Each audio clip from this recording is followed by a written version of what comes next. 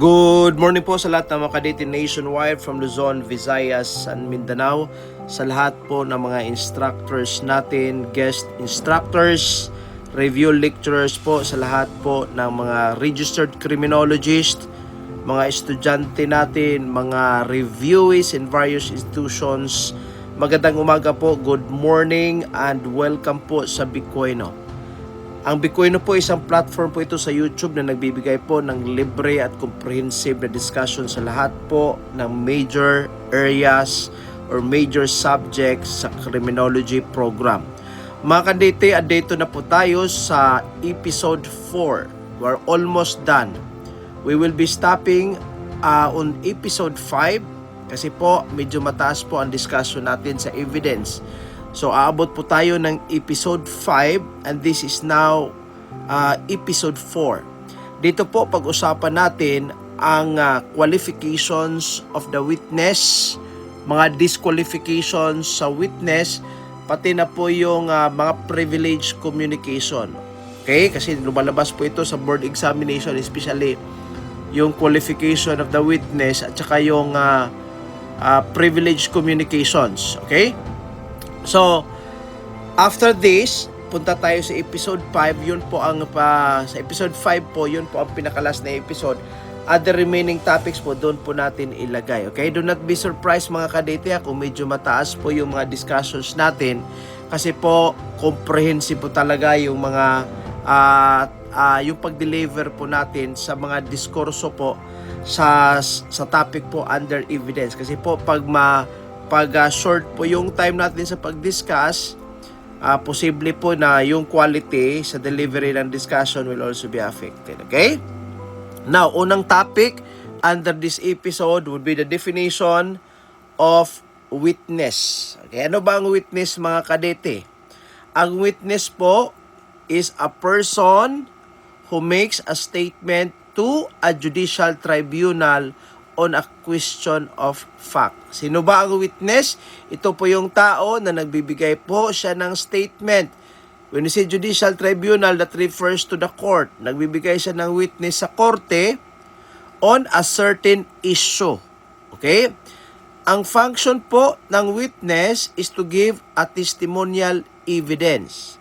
Mga kadete, balikan po natin ha. May tatlo po tayong major forms of evidence. Una, yung tinatawag nating testimonial evidence. Ito yung evidence given by the witness. Pangalawa, yung real or object or physical evidence. Ito yung evidence that address to the senses. Ito yung evidence that would refer to the substances or things or materials that can be found at the crime scene. Ito yung evidence na considered as tangible. Okay? Pangatlo, yung documentary evidence. Anything that has marks, symbols, words, letters that convey a message or meaning, makonsider po siya as documentary evidence. So, ang concentration dito is yung testimonial evidence. Statements given by the witness is part of what we call as testimonial evidence. Okay? Now, take note, ang witness po can only testify those facts which he knows of his personal knowledge. Anong ibig sabihin dito? Anong ibig sabihin ng personal knowledge? Ibig sabihin, a witness can testify only on things that he personally knows, not merely what he was told by someone else. Ano ibig sabihin ng personal knowledge? Ibig sabihin, ang witness can only testify on questions or on issues which he or she personally knows. Dapat alam niya personally and not merely on the things that he was told by someone else. Kasi po sa episode 3, pinag-usapan natin yung hearsay. So pag, let us say, ikaw yung witness, tapos your testimony is about the things that you heard from another person, wala kang personal knowledge. But rather, hearsay yon. So, dapat ikaw mismo pag krimen yan, ikaw mismo ang nakakita. Yon, personal knowledge yon. Again, ano yung personal knowledge? Personal ibig sabihin, Ikaw mismo, alam mo, you personally knows it. You personally know about it. And that the statements is not merely told by someone else. Yun po ibig sabihin ng personal knowledge. Okay? That is, which are derived from his own perception. Okay? Ano ang testimony? A testimony is a declaration made by a witness. Dapat may panunumpa po under oath or affirmation. Okay? A declaration or a statement made by a witness under oath or affirmation. Next, qualification of a witness. Ito, lumabas ito sa board examination. Ano ba ang qualifications natin? Lahat ng tao who can perceive. Ibig sabihin ng perceive, who can think. Okay? And perceiving can make their own perception to others may be witnesses. Ibig sabihin, ito yung mga taong common sense, yung mga normal. Okay? Yung tao makapag-unawa and then can make known their perception to others. Ibig sabihin, kung ano yung line of thinking mo, you can communicate it effectively to other individuals. Okay? An insane person can think, pero hindi normal yung thinking nila. And they cannot make known their perception to other individuals. Therefore, they are disqualified. Kailanganing marunong kang umunawa, at the same time, you can disseminate or you can cascade your perception to the other person. Okay? Kwalipikado ka as a witness. Disqualifications natin. Una, those whose mental condition at the time of their production for examination is such that they are incapable of intelligently making known their perception to others. Ibig sabihin, yung mental condition niya, okay? Yung mental condition niya during the time or at the time of their production for examination, hindi po sila capable to make their perception to others. Ibig sabihin, hindi nila ma-communicate kung ano yung nasa isip nila to other persons. Example, pag schizophrenia. Ano yung schizophrenia or schizophrenic individual? Ito yung mga taong buang. Okay? Ang taong buang, as I have told you a while ago, they cannot effectively make known their perception to other individuals. So therefore, they will not be considered as a witness. Disqualified po sila. Another example, yung mga lunatic. Lunatic during their episodal cycle. Dapat during episodal cycle ha, kasi pag lunatic ka, there are times na naging normal ka. There are also times na naging abnormal yung pag-iisip. Okay, lunatic eh. So, during episodal cycle, yung naging hindi ka normal na time, hindi ka pwedeng maging witness. Kasi po, you cannot effectively cascade or you cannot effectively make known your perception to others. Pero pag nasa normal ka naman na stage, wala ka sa episodal cycle, natural, pwede ka maging witness. Okay? Again, una ha, disqualified yung mga buang, yung hindi make known their perception to other individuals. Pangalawa, ito, lumabas ito, 2024 board examination. Pati na sa 2025, lumabas ito. Ang tanong doon, ang children ba, automatic ba? Ang child ba, automatic, disqualified? Ang sagot, hindi. Okay? Ang bata po, can be a witness. Okay? Ang emphasis po dito, maging disqualified lang ang bata pag ang mental maturity ng bata is such as to render them incapable of perceiving the facts respecting which they are examined and of relating them truthfully. Anong ibig sabihin dyan? Ibig sabihin, as I have told you a while ago, ang bata po are not automatically disqualified of their age. Hindi po sila automatically disqualified of their age. Maging disqualipikado lang po ang bata pag incapable po sila of perceiving. Hindi po sila marunong makapag-unawa sa mga facts or sa mga issues that is raised inside the court. Pero pag marunong naman silang umitindi between truth. They can differ between truth and falsehood.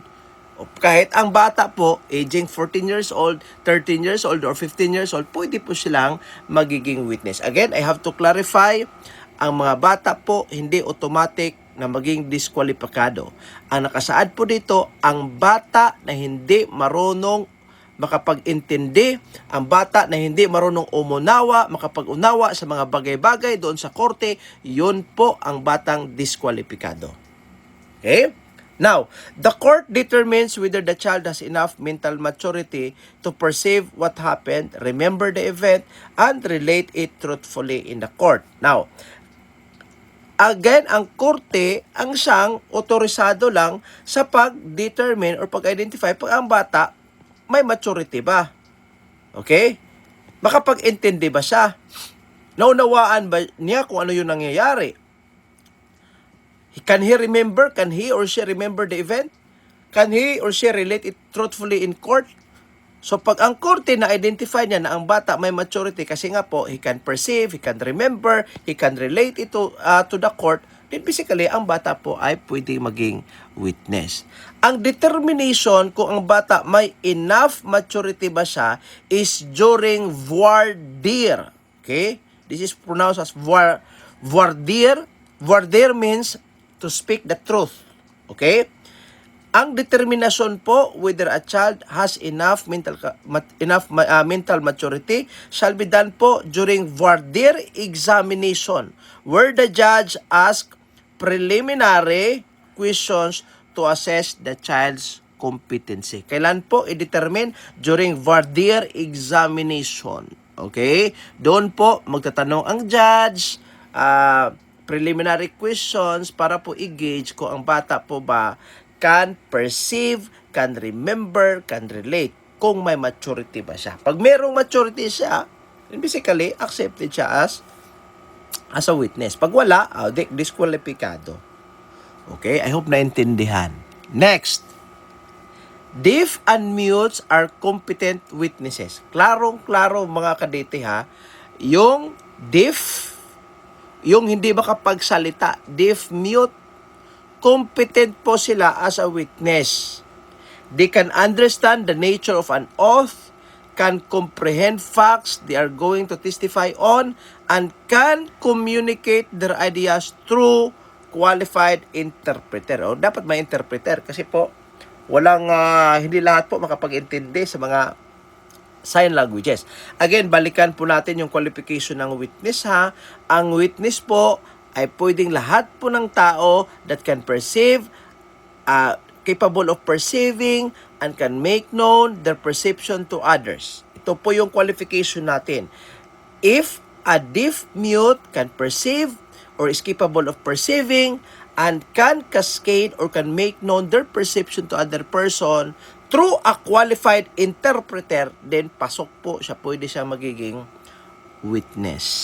Okay? Deaf and mute ha, lumabas ito sa board examination. Competent witness po siya.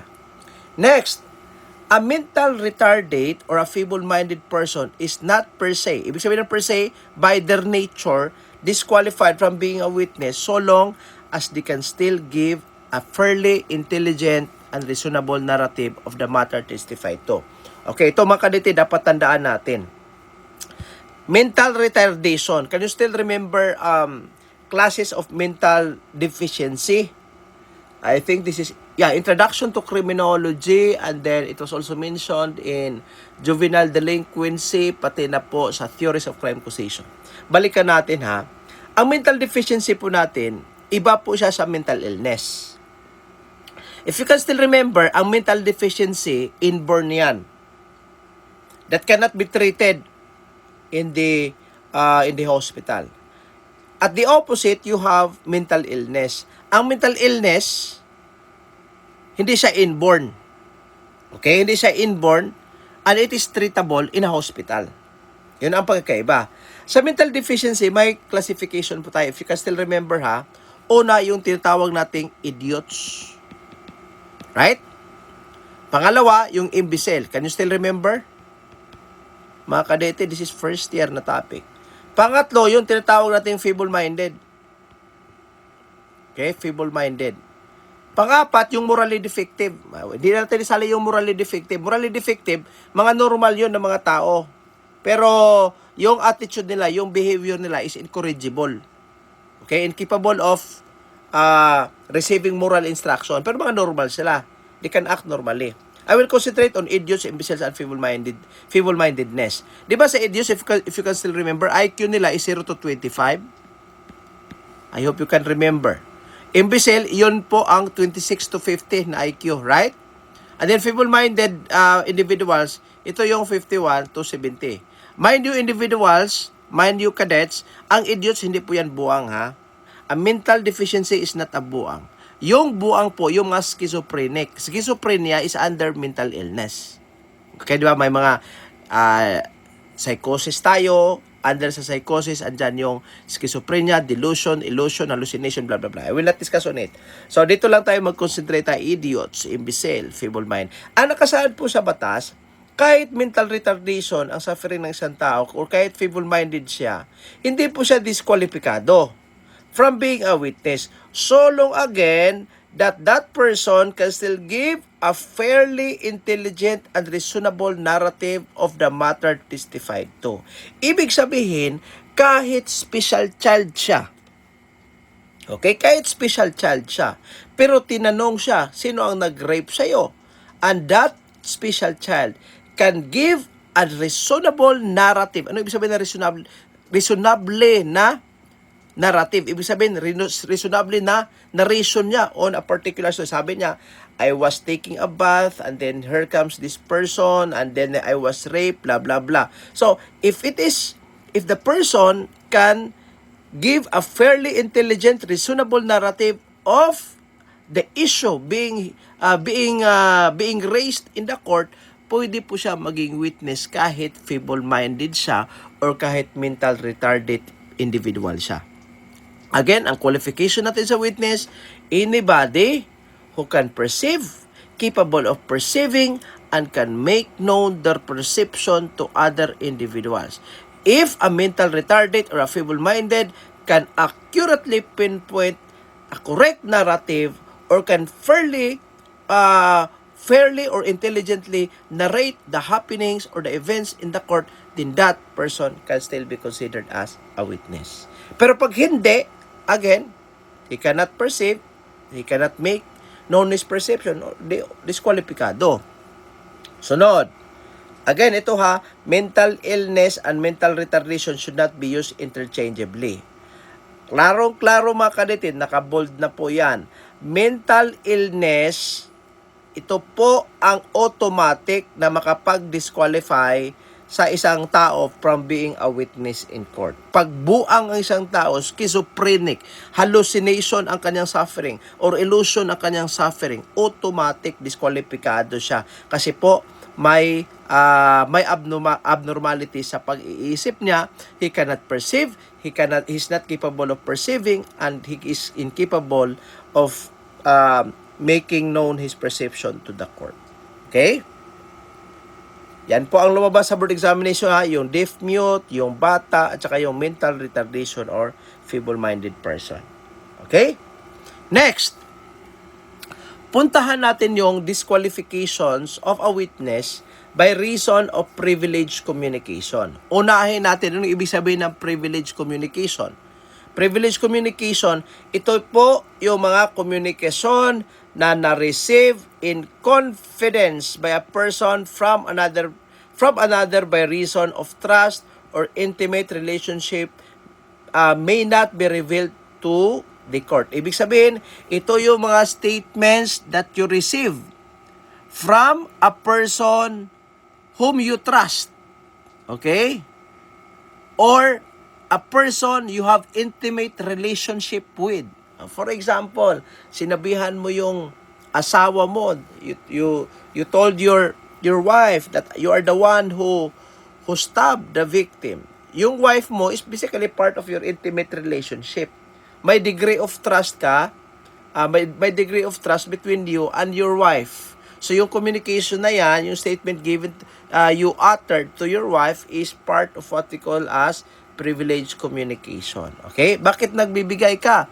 Nagsishare ka kasi nga po may confidence ka na ang tao na ito will receive the communication and you have the confidence that this person will not tell everybody. Okay? Communications received in confidence by a person from another by reason of trust. May trust sila sa'yo or intimate relationship. Ibig sabihin, you are very close in terms of relationship. Asawa mo, brother mo, magulang mo. Okay? Hindi po pwedeng magamit as evidence in the court. Yan ang ibig sabihin ng privilege communication. May mga iba't ibang forms po tayo sa privilege communication. Okay? Isa-isahin po natin mga kadete para mas maintindihan po. Una, itong tinatawag nating marital disqualification. Ibig sabihin ng marital, marriage, right? Kasado. Marital disqualification rule or spousal. Another term is spousal disqualification rule. Ibig sabihin ng spousal, asawa. Pwedeng husband, pwedeng wife. Okay? Ang sabi po dito, during their marriage, the husband or the wife cannot testify against the other without the consent of the affected spouse. Anong sabi? Hanggang kasado or while kasado sila, ang lalaki, ang husband or ang babae, hindi siya pwedeng mag-testify against each other. For example, wife versus husband or husband versus wife, hindi pwede.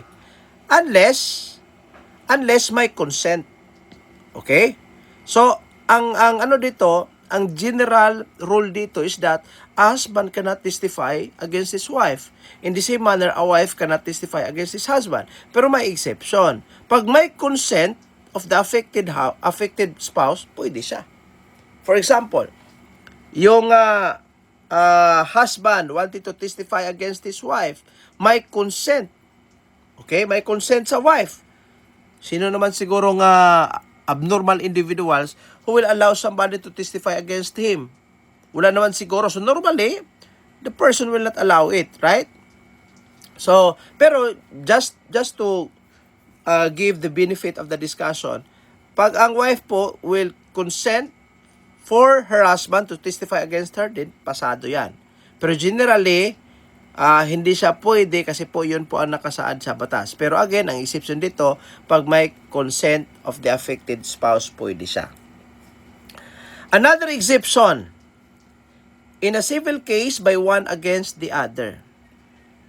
There are instances that a husband can testify against his wife. There are also instances that a wife can testify against his husband. Ano po? Una again dito, pag may consent. Pangalawa, civil case by one against the other. For example, during annulment, the husband wanted to have an annulment against his wife. Okay? Annulment is part of the so-called civil case. Right? Part siya ng civil case. Natural, husband will testify against his wife. And the wife will have to testify against his husband. Kasi nga, civil case against each other dapat ha. Ang nakalagay dito, against each other. One against the other. Pareho lang yon. Against each other or one against the other. So, basically annulment or custody of the child, natural. Ang ano diyan, testimony diyan will be against each other. Okay? Pangalawa, in a criminal case for a crime committed by one against the other or the latter's direct descendants or descendants. Ano ibig sabihin nito? Una, may krimen. Dito mga kadete, civil case ito ito criminal case. Sa criminal case, yung krimen is committed by one against the other. Example, the husband committed psychological abuse against the wife. Okay? Or the husband committed physical injury against the wife. Or the husband committed violence against women na act against the wife. Binugbog niya yung wife niya. Natural, ang wife who is the victim of the crime can testify against his husband. Natural yan. Kasi nga po, ang wife yung biktima. Or, let us say, ibahin natin yung wife due to anger and jealousy, sinaksak niya yung husband niya. Sinaksak niya yung husband to the point that the husband died in that occasion. Ang tanong ngayon, sino ang magti-testify? Pwede yung bata. Bata nila. Okay? Yung nakakita na bata nila. Yung child nila. Or, let us say, the husband survived. And the husband will file a case against the wife. Kasi nga po, sinaksak siya eh. Natural, ang husband can testify against his wife. And the wife can testify also against her husband. Kasi nga po, crime committed against by one against the other. Or the latter's direct descendants or ascendants. Anong example dito? Dito ha, lagyan ko ng rectangle natin para ma-highlight. Yan. Ano ibig sabihin dyan?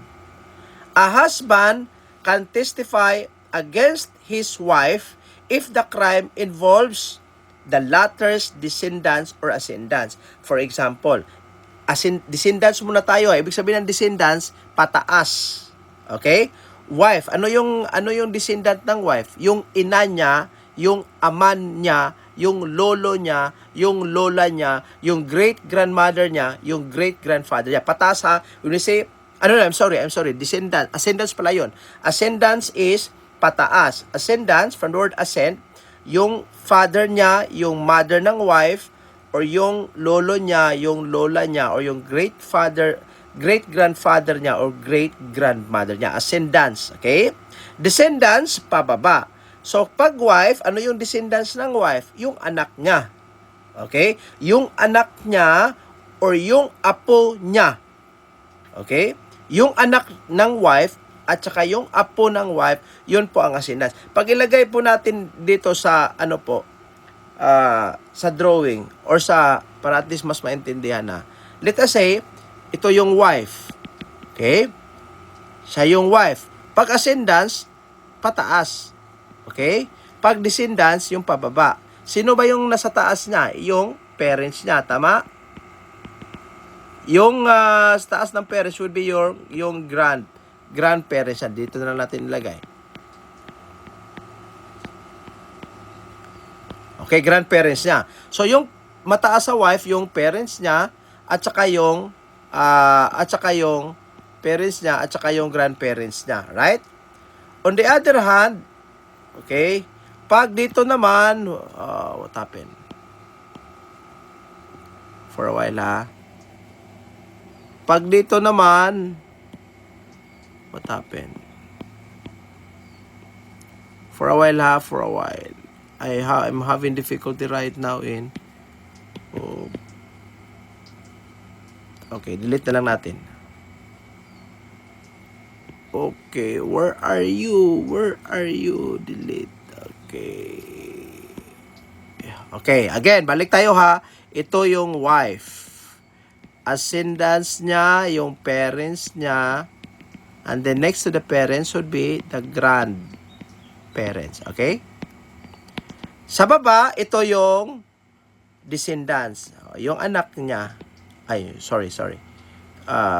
Yung yung child niya. At saka yung child niya, nakapag-asawa, nagkaroon siya ng apo. Dito yung grandchild. Lagyan na natin apo. Okay? Ito, descendants. Okay? Descendants po.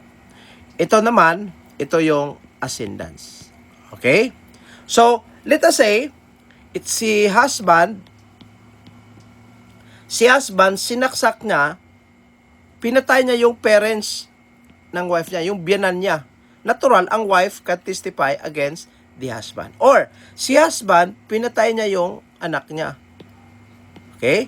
Natural, the wife can testify against the husband. Yun po ang ibig sabihin under crime committed by one against the other or the latter's direct ascendants or descendants. Una, krimen committed by one against the other, wife against the husband or husband against the wife, or the husband committed a crime against the descendant or ascendant of the wife. Okay, yun po. So, pwede pong mawala yung marital disqualification. Pero pag Hindi nakapasok dito ha, hindi nakapasok sa consent, civil case, criminal case. Yung minimension ko kanina ay hindi po pwede magiging kwalipikado yung testimony or yung testimony as evidence in the court. Okay? Another example para mas maintindihan. Okay? Dinsoy killed Carpo on Monday. The lone witness was Nina. On Tuesday, Dinsoy and Nina got married. Okay? Medyo komplikado. Si Dinsoy, pinatay niya si Carpo. Namatay si Carpo Monday. When Dinsoy killed Carpo, when si lone, the only witness was Nina. Pero pagka Tuesday, Dinsoy and Nina got married. Question. Can Nina be compelled by the prosecution to testify against Dinsoy on Wednesday or any other day? Nangyari yung krimen Monday. Ang witness si Nina. Pero si Nina at saka yung criminal nagpakasal Tuesday. Nagkaroon ng trial Wednesday. Ang tanong, pwede ba maging witness si Nina knowing that the crime happened before the marriage? Ang sagot, hindi. Okay? Hindi po. Kasi kasado na sila eh. Nina cannot testify against Dinsoy. Of course, without the consent of Dinsoy because of disqualification by marriage rule. Pero pag gusto mag-testify si Nina, sabihin ni Nina, I want to testify for the benefit of justice. Tapos Dinsoy will agree, will consent, o then Nina can testify. Pero generally, again, sino naman sigurong abnormal na tao na will allow somebody to testify against himself? So, normally, hindi mag-permit si Dinsoy, right? So, in this case, si Nina again cannot be compelled to testify. Unless, of course, may consent from Dinsoy. Okay? Very easy. Next, let us go to attorney-client privilege. An attorney without the consent of his client be examined as to any communication made by the client to him or his advice given thereon in the course of or with a view to professional employment. Ibig sabihin, an attorney without the consent of it cannot be examined. Sorry, may clerical error. Cannot be examined as to any communication made by the client to him. So, ibig sabihin, even if the client, let's say si Attorney Juan, kliyente niya si Pedro, sabi ni Pedro, Attorney, I have to confess, ako talaga yung sumaksak. Okay? Yung communication na yan cannot be used as evidence against his client. Kasi kliyente niya eh. Or his advice given thereon in the course of, yung advice niya, or with a view to professional deployment. So anything related to the communication between the client and the attorney, hindi po pwedeng magagamit yon as evidence in the korte. Hindi pwedeng sabihin sa korte na, oy Pedro, ikaw yung akusado, we will summon your lawyer to testify against you. Ay, hindi pwede yon. Kasi nga, may attorney-client privilege tayo. Pati na yung secretary ng attorney, hindi pwedeng ipatawag. Stenographer niya, hindi pwedeng ipatawag. Clerk, hindi ipatawag. Or any other persons assisting the attorney. Okay? Hindi pwedeng ipatawag to be a witness against the client. Hindi pwede yon. Napaka-unjust. Napaka-unfair. Pero may exception, without the consent of the client and his employer concerning any fact, knowledge of which has been acquired in such capacity. Again, ito napaka-useless na provision ito. Sino naman siguro Pontius Pilato gusto niya mag-testify yung lawyer niya against sa kanya. Nobody with common sense, nobody with a normal or sane mind will permit somebody to testify against himself. Yun po ang sabi ko kanina. Natural, useless itong provision na ito eh. Yung without the consent of the client. Ay nako. Hindi po pwede. Okay? So basically, the client will not say, Attorney, pwede ka bang mag-testify against me? Hindi pwede yun. Okay? Kasi nga, normal ka eh. Pero pag hindi ka normal, you can consent, you can permit your attorney to testify against you. So again ha, attorney-client privilege, hindi pwede ang attorney, kanyang sekretary, yung clerk, stenographer niya, or anybody assisting him na mag-testify against the client. Okay? Ang exception is without if may consent. Right, next. Physician-patient privilege. Ito, doktor. By the way, mga kaliti, when si physician, sa physician-patient privilege, kasali na po dito yung ano natin ha, yung mga psychologist, neurologist, okay? Kasali na po. A physician or psychotherapist or a person reasonably believed by the patient to be authorized to practice medicine or psychotherapy cannot be examined as to any confidential communication made for the purpose of diagnosis or treatment of the patients. For example, the accused is suffering from gonorrhea. Nagkatulo siya. Sinabihan niya yung doktor, Your Honor, alam mo Your Honor, nagkatulo ako when I forced Maria to have sexual intercourse with me. Hindi pwedeng i-summon yung physician to testify about such kind of communication. Okay? Hindi pwede ang doktor, okay, to testify against his patient. Pero again, mga kadete ha, take note. I want you to remember this always. In terms of autopsies, di ba, sa mag-autopsy, ano yung autopsy? Yung ini-examine yung patay na katawan ng isang tao. Autopsies conducted by the medical legal officers on dead individuals are not covered by privileged communication. I'd like to repeat. Autopsies are not covered by physician-patient privilege communication. I'd like to repeat. Autopsies are not covered by the physician-patient privilege communication. Ibig sabihin, in autopsies, there is no doctor-patient relationship involved. So therefore, the physician or the medical legal officer can be summoned to the court to testify on the matter that is being raised or being questioned. Okay, pwede ha. Again, autopsy ha, wala tayong doctor-patient relationship, hindi mag-apply yung physician-patient privilege. Put that in your notes. Next, another disqualification by reason of privileged communication. Priest or minister penitent privilege. Sino yung penitent? Ito yung nag-confess. Pumunta doon sa pare, sinabihan yung pare, nagtanong yung pare, ano ang kasalanan mo anak? Sabi ng nag-confess. Sabi ng confessant, sabi niya, Father, forgive me for I have sinned. Ninakaw ko yung Father, yung 5,000 pesos of Maria. Sabi ng pare, sige, pumunta ka doon sa labas, mag-snake roll ka, papuntang di ba? And then you have to utter, Hail Mary, full of grace, the Lord is with you. Blessed are you among women, and blessed is the fruit of thy womb, Jesus Christ. For how many times, Father? 20 times, and you will be forgiven. Okay? Your confession to the priest or your confession to the minister cannot be used against you. The minister cannot be summoned by the court to testify against you. If it is a minister, then ministro, pastor, imam, rabbi, or pare. Hindi pwedeng i-summon sila to testify against you related to the communication that you entrusted to them. Hindi pwede.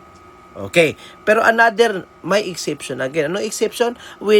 If may consent, pwede siya. Again, sino ba naman Poncio Pilato ang mag-allow somebody to testify against you? Yun ang sabi ko kanina. Ito lang yung exception. Pag sinusummon yung priest, tapos sabi mo, ikaw yung accused, okay lang, Father, you can testify against me. The priest can testify. Pero normally, hindi ka mag-consent. Kasi normal ka eh. Priest, minister, penitent, privilege. Okay? Next. Ito, parental at saka itong tinatawag nating filial privilege. Okay? Parental at saka itong filial privilege. Pag parental, ibig sabihin, parent. Filial, ito yung bata against his parents or other direct ascendants. Pag parental, magulang against their children or descendants. Okay? Again, I already told you a while ago kung anong ibig sabihin ng descendants at saka yung ascendants, ha. So, unahin natin parental privilege. Parents cannot be compelled to testify against their child. Okay? Or, ang nakalagay dito, descendants. Ang descendants dito, direct, ha. Direct descendants. Direct descendants. Ibig sabihin, parent cannot testify against their child, cannot testify against their apo, grandchild. Okay, direct. Filial privilege. A person cannot be compelled to testify against his parents. Bata, hindi siya pwede mag-testify against sa kanyang magulang or direct ascendants. So, ang direct ascendants na yung magulang niya at saka yung grandparents niya at saka yung great-grandparents niya. Okay? So, yun po. Dapat direct, ha. So, ang bata hindi siya pwedeng mag-testify against his parents or grandparents or great-grandparents. Okay? For us to fully understand, tingnan natin yung mga notes on filial and parental privilege. Okay? Una, this privilege applies only to, that's very easy to understand, direct ascendants and direct descendants, a family tie connected by a common ancestry.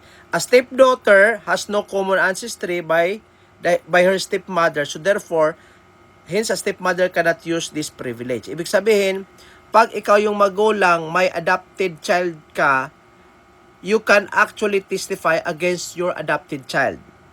Okay? In the other way around, the adopted child can testify against you as the stepmother. Kasi nga po, hindi po walang common ancestry, hindi po direct ascendant, hindi po direct descendant ang nangyayari dyan. Again, for us to understand, let me illustrate again. Okay? Let me illustrate again. Let us say, ikaw ito. O, ikaw, pangalan mo, Pedro. Okay? Si Pedro, anak siya ni Maria at saka ni Juan. Okay? Maria at saka ni Juan. Si Maria, anak siya ni Felicidad at saka si Simon. Si Juan naman, anak siya ni Magdalena at saka ni Matthew. Matthew. Example lang, ha. Okay? Tapos may mga great-grandparent pa dito, di ba? Great-grandparent. Dito, may great-grandparent ka, yung kaluluhan or kalulahan mo sa tuhod. Yun po ang tawag sa amin dito sa Bisaya. Okay? Great-grandparent.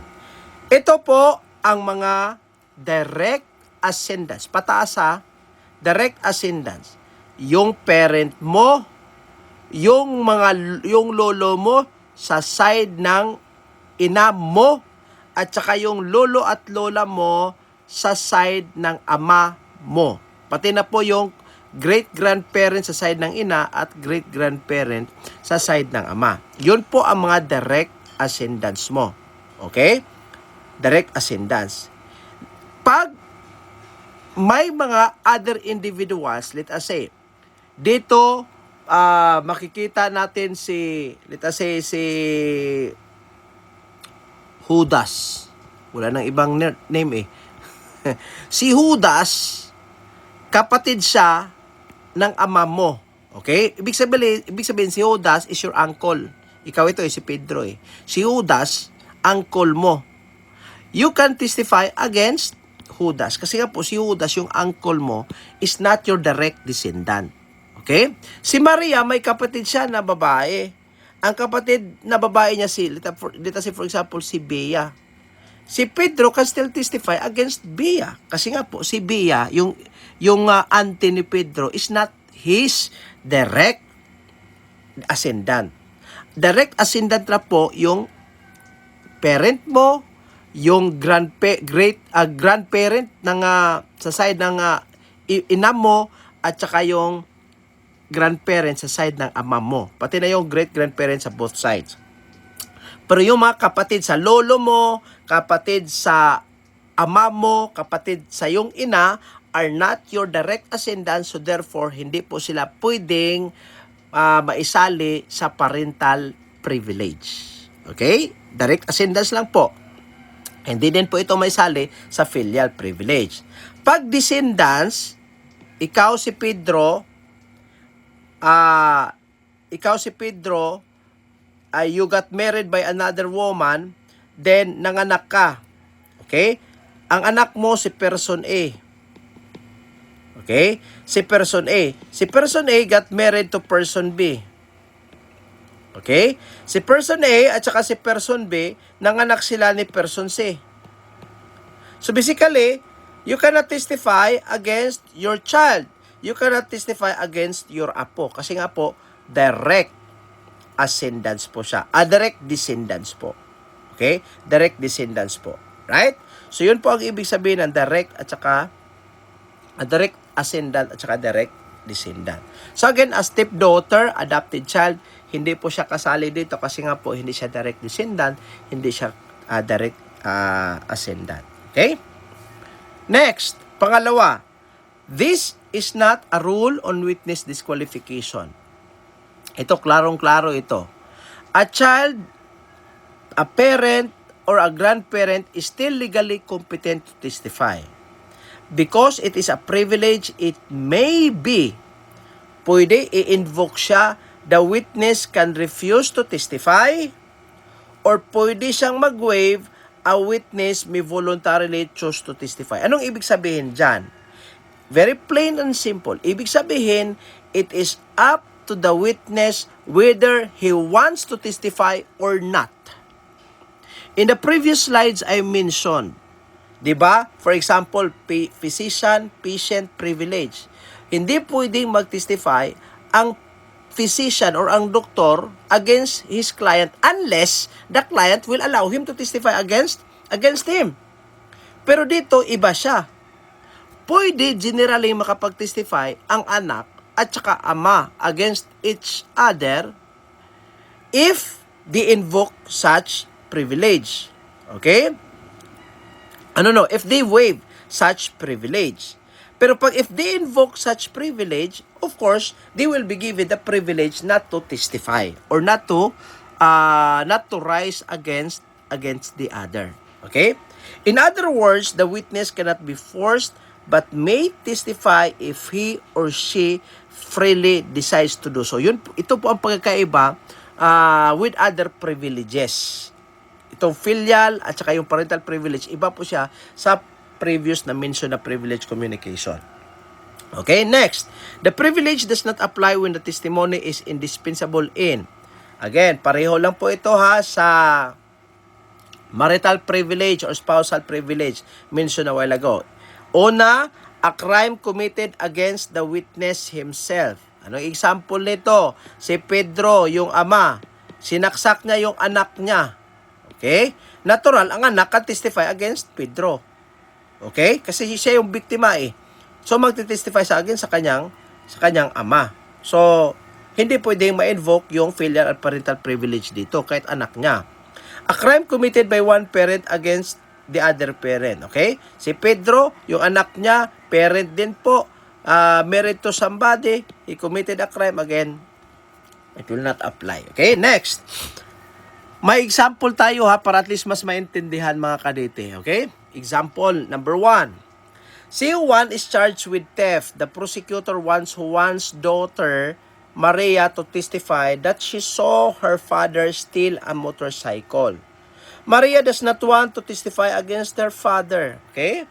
Ano nangyari dito? Si Juan nagnakaw ng motorcycle. Sino yung nakita? Yung anak niya, si Maria. Sabi ng korte, oy, ikaw Maria, mag-testify ka against your father. Pero si Maria, ayaw niya eh.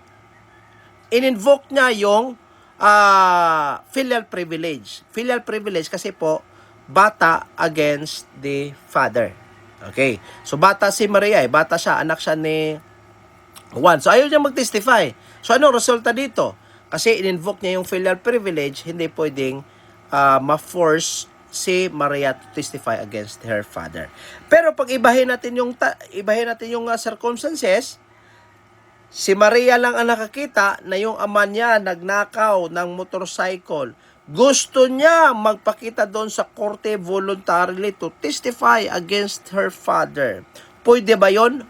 Pwede. Kasi she waived the privilege, kasi nag-waive siya, ito yung sabi ko kanina, kasi nag-waive siya sa privilege, pwede siyang mag-testify against her father. In this case, her testimony is admissible because she waived her filial privilege. The privilege belongs to Maria, not to her father. Okay? Napaka-comprehensive, napaka-understandable ng example mga kadete. Okay? So there's no reason, there's no excuse for you not to understand the discussion, kasi po ang daming mga examples natin inilagay, okay? Again, ang privilege sa filial at saka yung parental, mag-a-apply lang po yan pag ang witness po will invoke.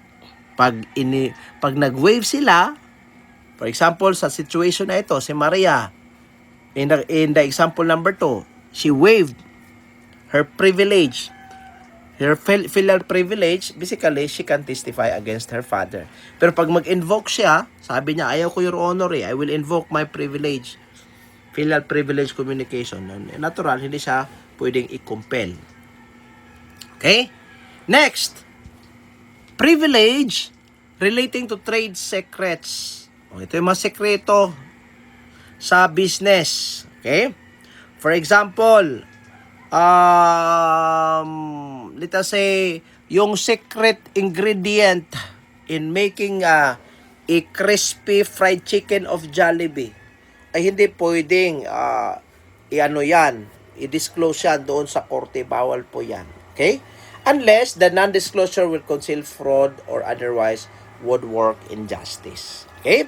Next, punta naman tayo sa absolute at saka yung qualified privilege communication. Ito, lumabas din ito eh. I can still remember way back, matagal-tagal na, 2010 ako nag-take ng board examination. Lumabas ito, absolute at saka yung qualified. Okay? Very easy lang. Absolute is a statement protected by complete. When you say complete immunity, ibig sabihin ng immunity, hindi pwedeng maging liable ka. Wala kang liability. Walang liability from defamation. Ang defamation dito, it could be slander or it could be libel.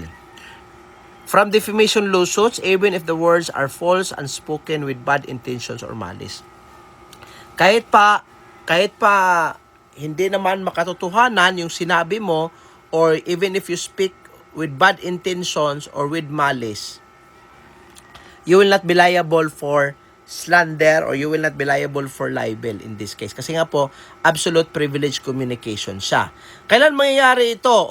Judicial proceedings. Okay? Statements made by the judges, lawyers, witnesses, and parties inside the court pleadings, motion, or testimonies. Pangalawa, legislative debates. Yan, pinaka-common yan. Remarks and speeches made by lawmakers during official legislative sessions or committee meetings. Diba, nag-aaway-aaway yung mga congressmen. Nag-aaway-aaway yung mga senador. They speak ill against their co-lawmakers. They even speak bad terms, bad statements against each other. Hindi pwedeng, let's say, nagdidebate kayo doon sa Senate, sabi ni Cayetano, ikaw Ping Lacson, ano ka, corrupt ka. You cannot, Ping Lacson cannot file a slander case against Cayetano kasi nga part siya ng legislative function eh. Official Government Acts, critical communications exchange between high-ranking public officers while performing their core duties. Pati, for example, yung presidente, the president mentioned the name Pedro, that will tell the public that this guy is a person who corrupt the government or who steal from the government. Pedro cannot file a case against the president kasi nga po absolute privilege communication sila eh. Napaka-absolute ng privilege. So, ibig sabihin, complete immunity from defamation or complete immunity from slander or from libel liability. Pero ito, pwede siya. Hindi siya complete. Itong absolute talagang complete immunity from any criminal liability of defamation. Pero ito, hindi siya. Okay? Magiging immune ka lang from criminal liability if the statement is made in good faith or a good faith on a proper occasion. Ibig sabihin, walang mali siya. Sinabi mo ang isang statement na walang malis. Walang mali siya in good faith. Okay? Pero pag ang statement is uttered or made with malice, may malice siya, ay ang qualified privilege communication ay hindi mag-a-apply. Mag-a-apply lang po ito pag ang statement is made in good faith. Example, okay? May example tayo para mas maintindihan. Maria applies for a teaching position at another university. The hiring committee asked her former dean for a reference. The dean replies, based on our records, Maria frequently reported late for work. Is this something that is considered as a defamation? Yes. Sinabi ng sabi ng, di ba sa pag mag-a-apply ka, may may mga reference tayo na nakalagay sa CV natin, 3 persons ang reference. Doon po tatawag yung hiring committee para tanungin kung ano po yung background ng aplikante. O sa nangyari dito, si Maria yung aplikante, reference niya yung dean. Tinanong yung dean, ano ba yung performance ni Maria? Sabi ng dean, yung si Maria, based on our records, palaging late yan. And received several written warnings for tardiness. Kasi palaging late. Maria is not hired and claims that statement damaged her reputation. Because of the statements of the dean, sabi ng dean, si Maria, based on our records, palaging late yan. Nang dahil dyan, hindi na-hire si Maria. Galit na galit si Maria against the dean. Sabi niya, why did you tell the hiring committee about my background? Hindi dapat. Now, ano ang resulta dito? Ang communication is not done with malice. Kanina, pag mag-good faith, pwede qualified privilege communication. Ang tanong ngayon dito, in good faith ba ang statement ng dean? The answer is yes. In good faith siya kasi nasa record Okay? Nasa record It was made in good faith kasi nga po, recorded siya Pero pag gawa-gawa lang, for example, hindi naman na-late wala namang record na na-late si Maria. Pero yung dean ay nagsasabi na, palagi siyang late, kahit walang record. Or nag-fabricate lang yung dean. Nag-fabricate lang siya ng allegation. Kasi may personal revenge siya kay Maria. So, nung nagtanong ang hiring committee, what is the background of Maria? So, sabi ng dean, si Maria, palaging late yan. Nagre-receive yan ng a lot of warnings and letter of explanation. Pero in reality, wala naman. So, may malice. May mali siya. In that case, pwede mag-file si Maria ng slander or defamation against the dean. Pero in this case, may records May records. So, done in good faith siya. May records kasi. So, in this case, ang dean is not liable for defamation or slander kasi nga po, pwede niyang i-invoke yung qualified privilege communication. Okay? Yun po. So, I hope you understand. Okay, next. Disqualification by reason of death or insanity or adverse party. By the way, mga kadete, ibig sabihin nito, dead man's statute Para mas madali. Dead man's statute. Ano ang dead man's statute? Patay na tao na. Ang dead man's statute, pwede po siyang tawaging survivorship, disqualification rule, or ang pinakamataas, disqualification by reason of death or insanity of adverse party. Okay? Parties cannot testify as to any matter of fact occurring before the death of such deceased person or before such person became of unsound mind. Anong ibig sabihin nito? Ang tao po ay hindi siya pwede mag-testify against a person on certain issues that occurs before siya namatay or mga issues that occurs before siya naging buang. Pwedeng namatay, pwedeng naging unsound mind. So lahat po ng issues that occurs before the death of the person or before the time he became unsound mind ay hindi po pwede mag-testify ang isang tao. Okay? Again, ano ang Deedman Statute? Is that law barring the testimony of a person with an interest in an estate regarding any conversation with or any event taking place in the presence of the decedent. It is a law that prohibits person from testifying against the interest of a person who is already dead. Kasi po, pag mag-testify kasi ang isang tao against the dead individual cannot rise up and then defend himself. Hindi na po, it's gonna be unfair. Hindi po pwedeng the person will be resurrected and will defend himself on the accusations or allegations committed or uttered by the individual. Kaya nga po, ang Deedman Statute, pag ang isang issue is raised and that issue is related before the person becomes insane or before the person becomes dead, ay hindi po pwede yon under the law. Okay? Lagyan natin ng example, mga kadete. Maria claimed that the deceased Pedro verbally sold her 1-hectare parcel of land for 1 million pesos. Ang problema dito, verbal lang. Verbal.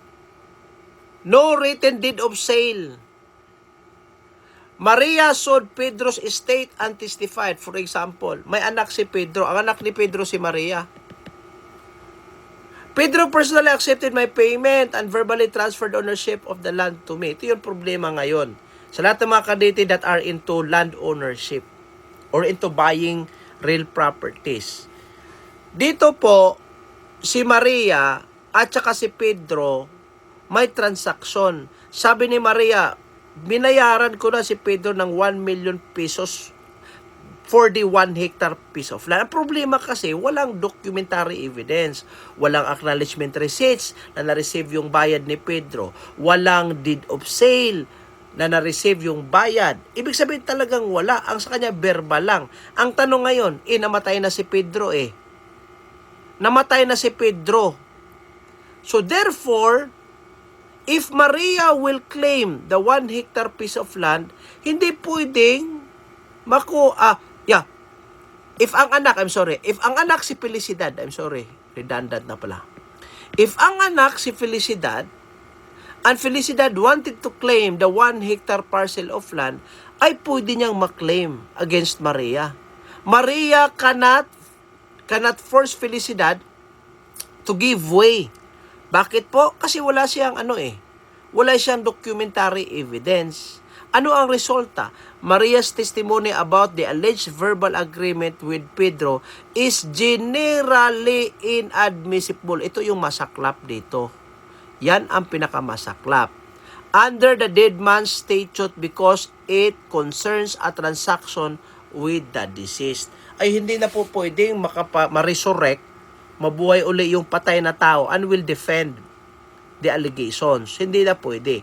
So, yung testimony ni Maria, inadmissible yon. So, basically, the decision of the court will favor the daughter of Pedro Felicidad. Ano mangyari? Yung 1-hectare piece of land, maibalik yon ni Felicidad. Kaya nga, pagbibili ka ng real property, pagbibili ka ng lupa, you make sure that it is documented. May deed of sale, dapat nakanotaryo yan. Signed by the heirs or signed by the owner. Kasi pag namatay yung owner, at least may hawak ka na dokumento. Pero pag ibahin natin twist natin uli. Twist a little bit yung situation na ito. Let us say si Maria, binili niya yung 1-hectare piece of land for 1 million pesos. Pero during the giving of the money, let us say, andyan si Juan. Juan, who is a witness that the 1 million was received by Pedro. Or may mga other witnesses siya. Let's say, nakapag-produce siya 5 witnesses. And that witnesses can convince to the court to the existence of the payment, then okay. Ang judgment will favor Maria. But in this case, sa situation kasi natin, talagang wala eh. Ang sa kanya is verbal lang. Testimony niya, loan testimony niya, claiming that he paid the 1 million pesos. wala namang deed of sale, wala acknowledgement receipt. Kaya nga po, importante talaga na pag real property ang binili, dapat well documented. Okay? In this case, balik yung 1 hectare doon kay Felicidad na anak ni Pedro. Kasi nga po, ang testimony ni Maria claiming that she paid 1 million pesos is part of what we call as dead man's statute. Okay? I'd like to stop in this slide mga kadete, and we will continue on the last episode po. Andun na po yung pinaka-last na mga topics. Maraming salamat. God bless. God bless everyone. Ingat po ang lahat.